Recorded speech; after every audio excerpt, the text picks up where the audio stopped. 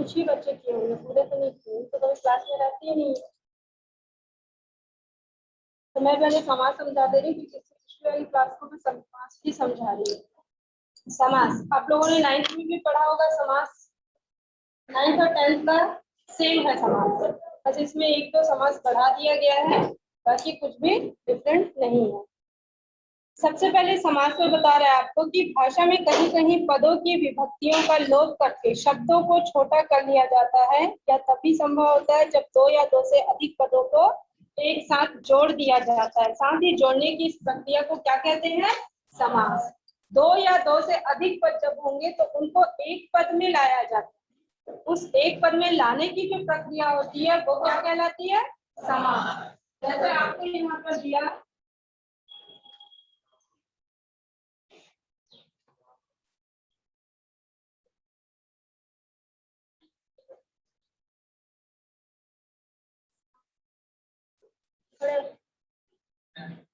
क्या लिखा करो?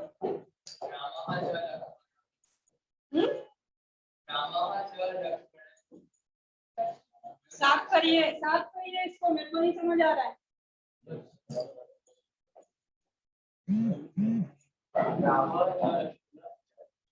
रामः च लक्ष्मणः च नहीं है, ये लक्ष्मणश्च है। समझ आया?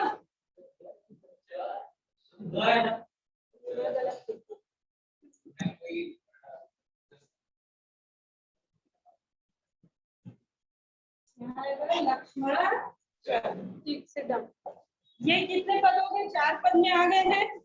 इनको हमें एक पद में लिखना है। एक पद में लिखेंगे वो प्रक्रिया क्या हो जाएगी? समास। तो यहाँ पर लिखेंगे राम लक्ष्मण, ये हमको दिया है राम लक्ष्मण, ये तो अभी पद हो गए, उनको नहीं लिखा जाता है। ठीक, राम लक्ष्मण लिख दिए। जो विसर्ग लगा उसका भी लोप हो जाता है, विसर्ग नहीं लगाया जाता है। ये लगेगा भी तो कब लगेगा? पद के अंत में। पर यहाँ पर दो बोल रहा है, राम लक्ष्मण दो है, तो हम यहाँ पे द्वितीय विभक्ति लगाएंगे, तो ये क्या हो जाएगा? राम लक्ष्मण। समझ आया समास लिखने की प्रक्रिया से? अब यहाँ पर आपको बता रहा है समास के प्रकार। आप समास कितने प्रकार के पढ़े थे 9th में? 6 प्रकार के। कौन कौन से हैं?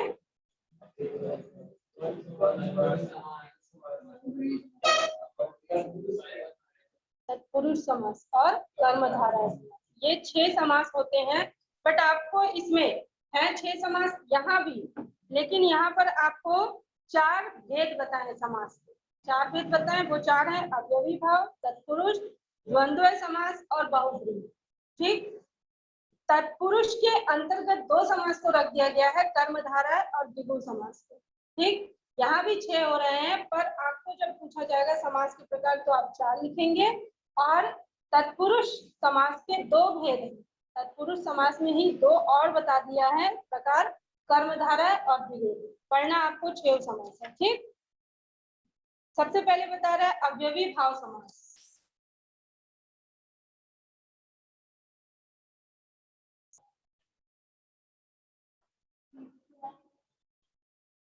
अव्ययी भाव समास।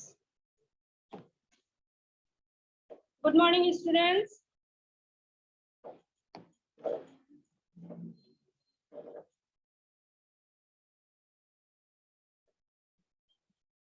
गुड मॉर्निंग स्टूडेंट्स, आपको वॉइस आ रही है मेरी? Yes ma'am.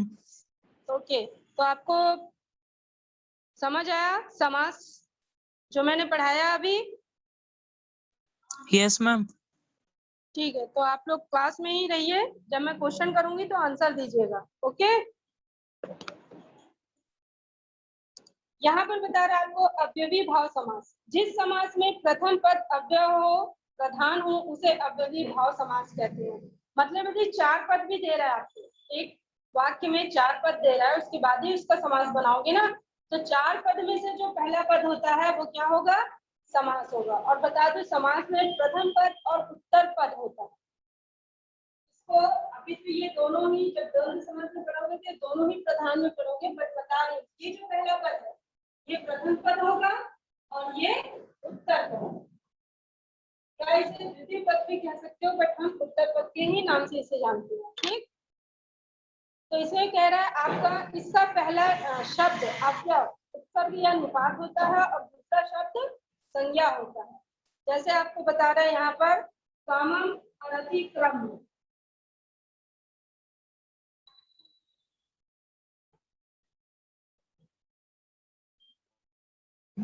कामम अनतिक्रम, ये दो पद आपको बताया। इसमें पहला पद क्या बोला है द्विभाव समास में? प्रधान। पहला पद क्या बोला है? प्रधान पद है ये। और ये जो अनतिक्रम है ये कौन सी शब्द बता रहा है आपको? संज्ञा, संज्ञा वाला शब्द बता रहा है। यदि हमको परिवर्तन करना होगा तो हम इस शब्द में करेंगे, इसमें नहीं होगा। अनतिक्रमित मतलब निरंतर चलने वाली जो प्रक्रिया हो, तो हम काम की जगह पे कुछ दूसरा शब्द भी रख सकते हैं, इसके साथ इसका मेल होगा और इसके बाद ये क्या बन जाएगा? यथा कामम, ये आपका समास हो गया। ठीक, ये समास दिख रहा है, ये समास है। और ये कौन सा समास है? अव्ययी भाव समास। समझ आया? इसी तरह सेकंड आपको दिया अनुहरि, अनुहरि समास है। इसका जब हम विग्रह करेंगे तो हरे पश्चात,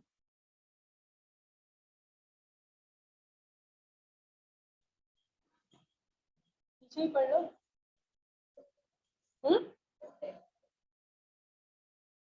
जब मैं यहाँ लिख के दिखा रही समझा रही तो फिर पीछे देखने की क्या जरूरत है? बुक देखेगा, इतना मन है तो बुक लेकर आओ।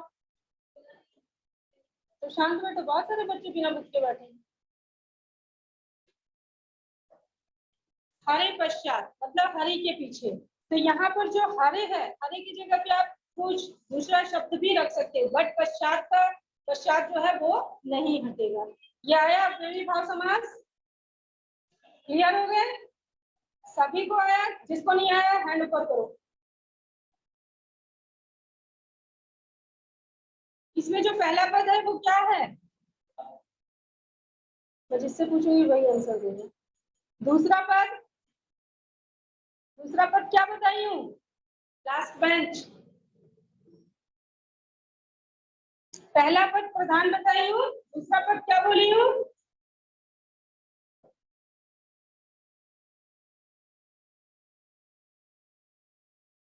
अनतिक्रम। कौन सा पद है?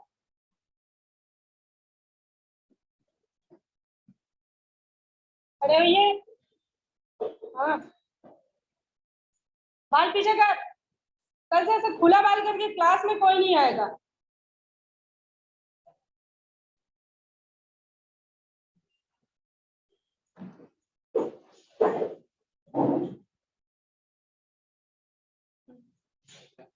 पहला पद प्रधान, दूसरा पद संज्ञा। ये अव्ययी भाव समास की परिभाषा है जो आपको मुंह जबानी याद होनी चाहिए। ठीक, अब बताइए आपको खड़े में से पहला पद, दूसरा पद,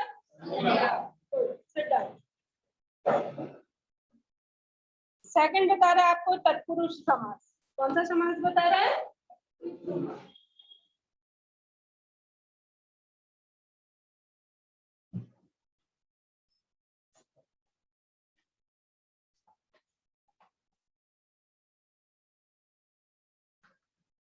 तत्पुरुष समास। तत्पुरुष समास में आपको बता रहा है, ध्यान रखना। देखिए, जिस समास में उत्तर पद प्रधान हो उसे तत्पुरुष समास कहते हैं। अभी अव्ययी भाव में क्या था? प्रथम पुरुष था, प्रथम पद था प्रधान। इसमें क्या बोल रहे हैं? सेकंड पद। ठीक, जस्ट इसका उल्टा कर दीजिए। अव्ययी भाव समास का उल्टा तत्पुरुष में है। इसमें जिस समास में उत्तर पद प्रधान हो, उत्तर पद हम किसको बोलते हैं?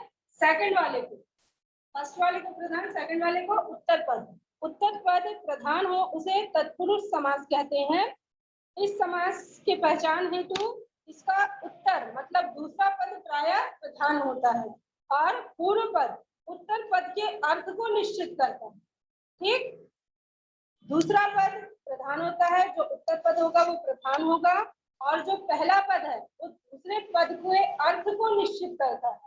जैसे आपको दिया है रामम गता, ये दिया आपको। विग्रह है, ये समास नहीं है। ग्रामम गता मतलब ग्राम को गया हुआ। ठीक, अब मैं इस शब्द को हटा दूं तो क्या होगा? गता मतलब गया हुआ, पर कहाँ गया हुआ? क्या बता सकते हैं? यदि ये नहीं रहेगा तो सिर्फ गया हुआ ही बता पाओगे। तो ये जो पहला पद है वो दूसरे पद के अर्थ को निश्चित कर रहा है। गया हुआ तो पता चल रहा है, पर कहाँ गया हुआ? गाँव गया। समझ आया? इसी तरह से आपको बोला कूप पतिता मतलब कूपम पतिता। इसका जब हम लिखेंगे समास तो राम राम गता। ठीक, दूसरा बोल रहा आपको कूप पतिता, इसमें कूपम पतिता कुएं में गिरा हुआ। पतिता मतलब समझ आ रहा है, गिरा हुआ। पर गिरा हुआ कहाँ? गड्ढे में, नाली में, कहाँ गिरा हुआ? तो कुएं में गिरा हुआ। और ये तब पता चलेगा आपको जब आप प्रथम पद को देखोगे, कूपम देखोगे, तभी पता चलेगा कि कहाँ गिरा हुआ। तो पहला पद दूसरे पद के अर्थ को निश्चित करता है और तत्पुरुष समास में दूसरा पद प्रधान होता है। यदि गांव की जगह में विद्यालय बना दूं, ठीक, गांव को हटा दीजिए, विद्यालय गता, तो भी इसका अर्थ निश्चित हो रहा है ना? विद्यालय को गया हुआ, इसलिए इसमें सेकंड पद प्रधान। ठीक, समझ आया? तत्पुरुष समास समझ आ गया? अब तत्पुरुष तीसरा समास आपको बोल रहा है कर्मधारय समास।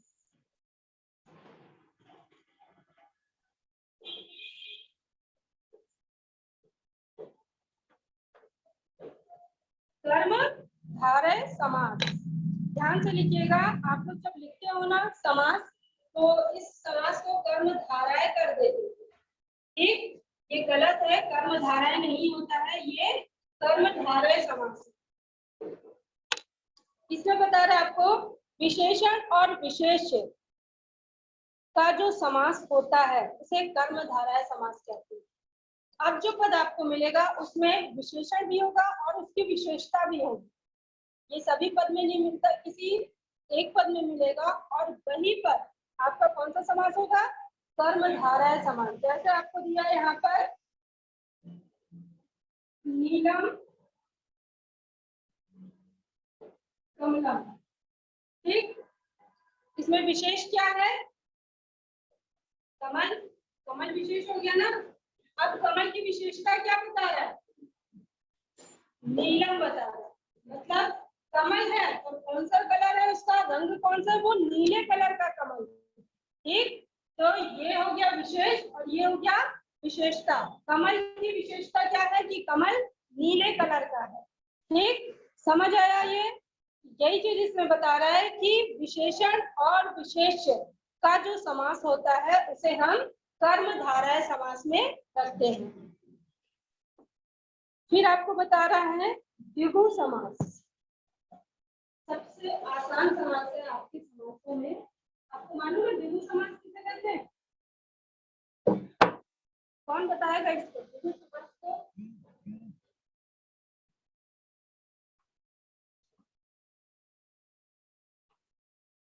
द्विगु समास किसी को मालूम है?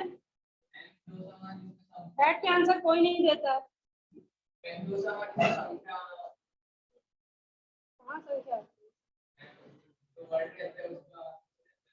बोल सही रहे हो, बट आपको ये नहीं मालूम कि कहाँ संख्या रहती है। संख्यावाची ही रहता है। कौन देगा इसका सही आंसर?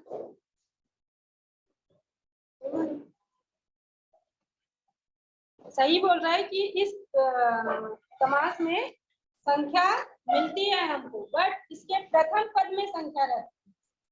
प्रथम पद जो भी रहेगा वो संख्यावाची से ही शुरू होगा। इस द्विगु समास की पहचान ही यही है। बोल भी यही रहे कि जिस समास का पहला पद संख्यावाची और उत्तर पद संज्ञा हो उसे द्विगु समास कहते हैं। आप उत्तर पद को मत भी देखो, लेकिन अगर पहला ही शब्द देखोगे तो आपको संख्यावाची मिलेगा। जैसे समास में दिया आपको त्रिलोकी। ठीक, अभी मैं विग्रह नहीं बता रही हूँ। त्रिलोकी दिया, इसमें पहला पद क्या बोल रहा है? इससे आपको समझ नहीं आ गया द्विगु समास है। संख्यावाची शब्द है ना, संख्यावाची शब्द जानते हो कि नहीं, मैं बता तो रही हूँ। संख्यावाची शब्द जानते हो ना, तो ये थ्री जो है ये संख्यावाची हो गया। अब इसका हम जब विग्रह करेंगे तो क्या हो जाएगा, प्रयाणाम लोकानाम।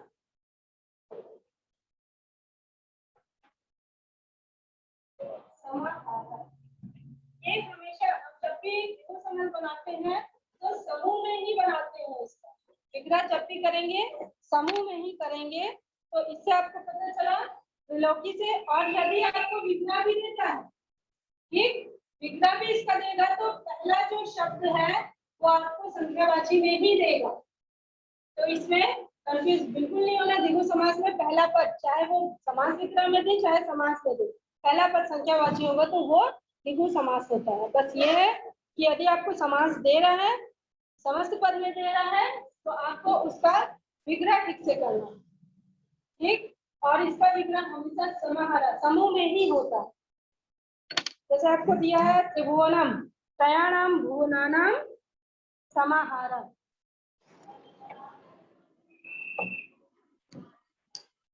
फिर है द्वंद्व समास, मतलब दो पदों के बीच में द्वंद्व नहीं होना।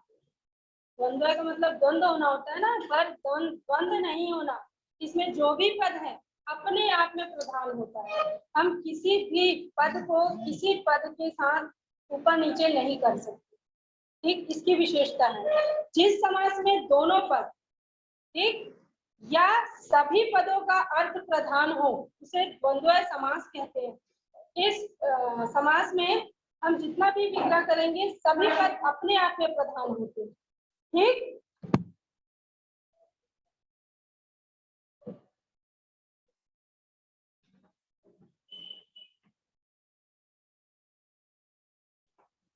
द्वंद्व समास इसमें आपको दिया है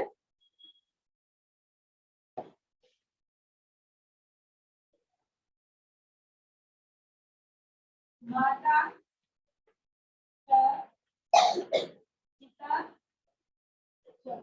ठीक, ये विग्रह है समास विग्रह। इसमें दो पद दिए हैं माता और पिता। ये च कौन सा शब्द है तो मालूम है, च, ये जो च मैंने इसमें लगाया ये कौन सा शब्द है, अभी फर्स्ट में ही बताई थी मैं इसको। च कौन सा शब्द है,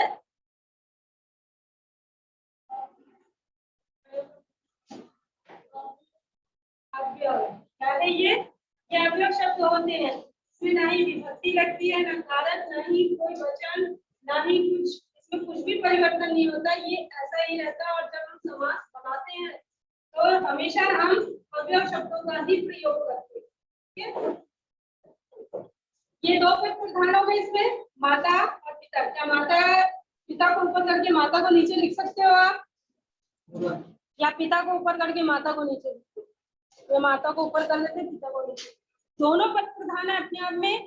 पिता अपना काम कर्तव्य करते हैं और माता अपना, इसलिए हमारे लिए तो दोनों ही मेन हुए ना। तो ये द्वंद्व समास कहलाता है। इस टाइप की जब शब्द देंगे तो ये आता है द्वंद्व समास। इसका क्या बनेगा, समास पितृ बनेगा, ठीक, समझ आएगा। ये द्वंद्व समास जिसमें सभी पद अपने आप में प्रधान होते हैं उसे हम द्वंद्व समास कहते हैं। अब है लास्ट समास आपका बहुब्रीहि समास, ठीक, 5 समास समझा दी, ये लास्ट है। जिस समास में समस्त होने वाले पदों को छोड़कर कोई अन्य पद प्रधान हो उसे बहुब्रीहि समास कहते हैं। अभी तक हमने जितना भी समास बनाया सब विग्रह के अंतर्गत बनाया, विग्रह के साथ, ठीक। अब जो समास आपको बता रहा है उसमें हम विग्रह भी करेंगे, समास भी लिखेंगे, बट जब हम उसे लिखेंगे तो हमारे दिमाग में प्रश्न आंसर आएगा कि ये इसका आंसर हो सकता है, ठीक। तो वो जो आंसर आएगा वही आपका बहुब्रीहि समास है। मैं आपसे क्वेश्चन करती हूँ,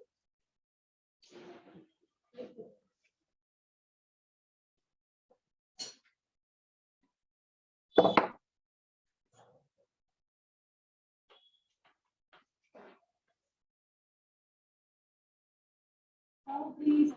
ठीक, अब बताइए लंबी सूंड वाला, इसका बनेगा लंबोदर। लंबी सूंड वाला विग्रह हो गया और लंबोदर समास हो गया। तो आपको इससे क्या पता चला, आया ना दिमाग में? गणेश जी, हम लंबी सूंड वाला किसे कहते हैं? गणेश जी को ही कहते हैं। तो ये जो आंसर आपके दिमाग में आएगा, तो ये कौन सा समास होगा? बहुव्रीहि समास। और जब भी आपको इससे रिलेटेड आपको प्रश्न देगा तो ये इसी टाइप से पूछेगा आपको, बहुव्रीहि समास में। ठीक, दिगंबरा का दिया है, ठीक, अंबर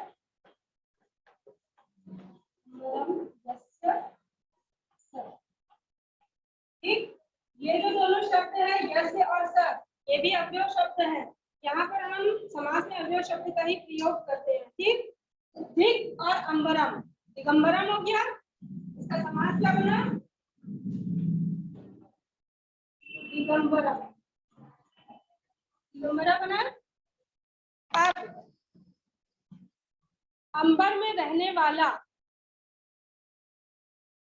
अंबर में रहने वाला कौन है? अंबर में कौन रहता है?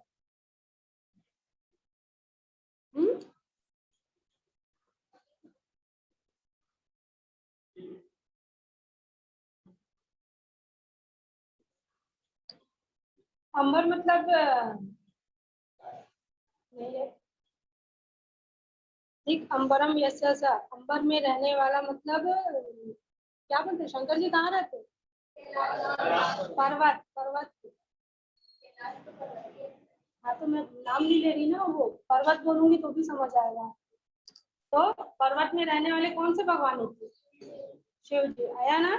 फिर पूछ, क्या बोले? श्वेतम अंबरम यस्य स, श्वेत वस्त्रों को धारण करने वाली, श्वेत वस्त्रों को धारण करने वाली सरस्वती। आया समझ?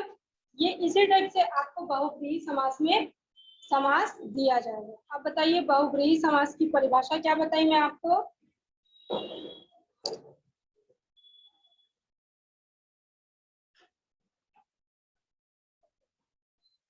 चलिए शुरू से शुरू करते हैं। आप लोग एक करके बताते जाइए। अव्ययी भाव समास में, अव्ययी भाव समास में क्या है परिभाषा? बैक कैंसिल नहीं देते।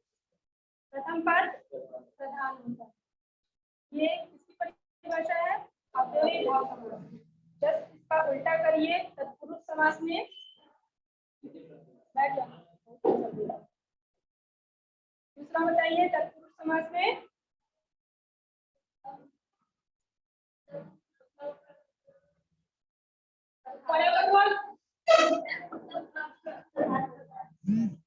उत्तम क्या होता है? पहला होता है प्रथम, दूसरा होता है उत्तर, तो बंदी पद भी कहते हैं। नहीं बंदी बंदा बोलते नहीं, बंदा उत्तर पद बोलिए। हाँ, उससे भी टफ, मतलब लैंग्वेज ही सही नहीं है ना, पढ़ा है। दूसरे में तत्पुरुष समास में क्या बोल रहा है? उत्तर पद प्रधान होगा, और भी कुछ बताया इसने?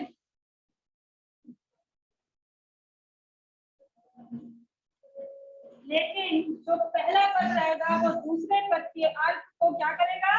निश्चित करेगा। ब्राह्मण बेटा बताई थी ना, तो गांव गया, गांव गया हुआ, गांव को हटा दो तो गया हुआ, तो क्या निश्चित हुआ? गया हुआ तो कहाँ गया हुआ? जब तक पहला पद नहीं रहेगा वो दूसरे पद के अर्थ को निश्चित नहीं करेगा।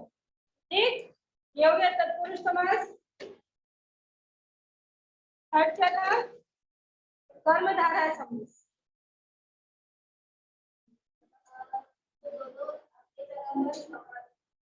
वो द्वंद्व समास। कर्मधारय कौन बताएगा?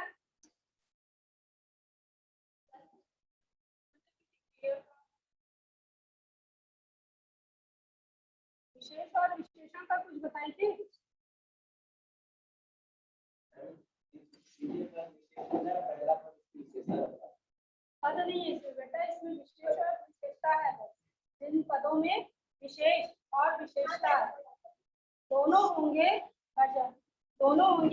कर्मधारय समास होगा। मतलब एक पद में आपको विशेष भी मिलेगा और विशेषता भी मिलेगा, चाहे वो प्रथम हो चाहे उत्तर हो। ठीक, द्विगु समास। द्विगु समास बताइए, आपकी बताइए। नहीं, जो दे दिया आंसर। बैठे क्या कर रहे, सो रहे हो क्या तुम लोग? बताओ द्विगु समास का। रुक जाओ ना, 1 मिनट बचा है। हाँ, कौन बताएगा द्विगु समास? आप ही बताओ। हाँ, इसमें क्या होता है, प्रथम पद संख्यावाची नहीं होगा, वो द्विगु समास है। फिर बता रहे हैं आपको द्वंद्व समास। दो या दो से अधिक पद और सभी पद अपने आप में महान्य प्रधान बोली सही है, उसको शब्द नहीं पता चला, बस दो या दो से अधिक पद होंगे और सभी पद अपने आप में प्रधान होंगे, वो कौन सा समास होगा? द्वंद्व समास। बहुव्रीहि समास। मतलब उसके अलग अर्थ, जब हम समास करें तो उन पदों से हमें अलग अर्थ की निश्चितता हो, वो क्या हो जाएगा? कौन सा समास होगा? बहुव्रीहि समास। आप लोगों को समझ आया समास? अरे समास समझ आया? Live class. एक समास बच गया है, नए तत्पुरुष समास। मैं आपको बता दूंगी, वो इस टाइप से नहीं, नए तत्पुरुष समास। Okay, sit down. चलिए हम क्लास को यहीं पर एंड कर रहे हैं।